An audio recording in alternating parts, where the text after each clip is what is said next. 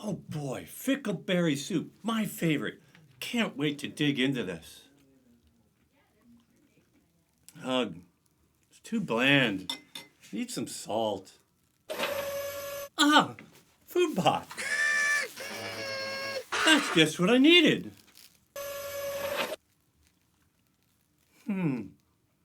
That's better, but now it's cold. Yay! Just the right amount of salt and the perfect temperature. Exactly the way I like my fickleberry soup. User data turned into more personalized experience is a more powerful marketing duo. Here's why.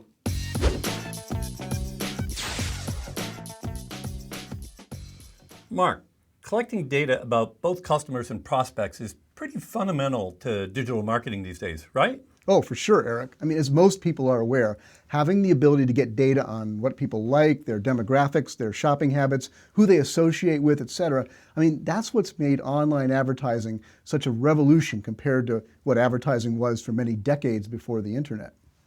But you think that data is useful in marketing beyond just targeting advertising, right? Oh, I sure do. I mean, for example, data like who visits your site or buys your products or engages with your content and your posts online should inform your content marketing strategy.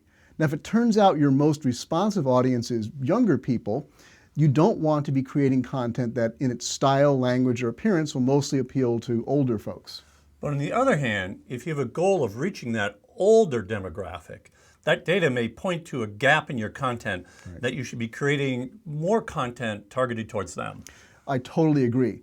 But personal data is useful for a lot more than advertising and even content creation. Oh, really? Well, what's the next level then? Well, many of the most successful marketing campaigns these days are interactive and experiential. Now, interactive marketing is marketing where the methods and messages are constantly adjusted to how the audience is responding, and experiential marketing goes beyond the traditional active message sender, passive receiver model to create either real-world or virtual experiences that the customer or prospect is drawn into, and even helps mold and shape. Now, the goal in both of these is to create marketing that's highly personalized and so more engaging for the user. So, do you have an example you can share? Well, I actually always do, Eric. Now, one that comes to my mind is Spotify's Discover Weekly playlist. Spotify, of course, is one of the most successful streaming music services. With over 100 million users playing their favorite songs and creating custom playlists, Spotify has a ton of interesting data on individual musical preferences. So they created a machine learning algorithm that over time gets very good at predicting music that a user might not have heard before, but would probably like. Then each week, Spotify creates a new custom playlist of a sampling of that music for each user. Now, I'm a regular Spotify user, and I love Discover Weekly. I find that its playlists are very accurate. I feel like I have a friend who really gets me and whose recommendations are worth checking out. I almost always come across at least one new band or artist who gets added to my own playlists. So that's obviously both interactive and experiential, but how is it marketing? So Spotify knows that a significant portion of its growth comes from current users recommending it to their friends, as I just did to you. So the problem is that most people only recommend the service when it's still fresh to them. After a while, Spotify becomes part of the wallpaper of their lives, so to speak, and they don't chat it up as much. But Discover Weekly always gives them something new to talk about. Exactly. Now, more than once, I've had someone ask me how I discovered some of the music I talk about, and often I'll let them know I first heard it on Spotify Discover Weekly. Because of the increased chatter combined with a clever advertising campaign that emphasized how good Spotify is at helping you discover new music you'll like, Spotify jumped from 30 million to 50 million paid subscribers in just the past year. That's awesome. But a lot of our viewers aren't on the level of a Spotify or a Netflix.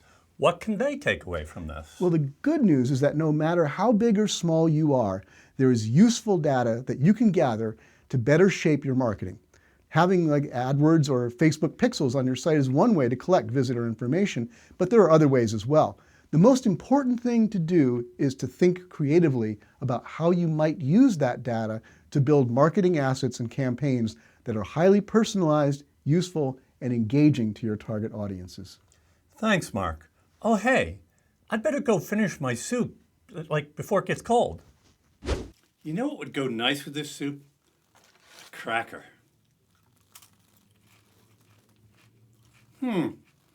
This cracker is too dry.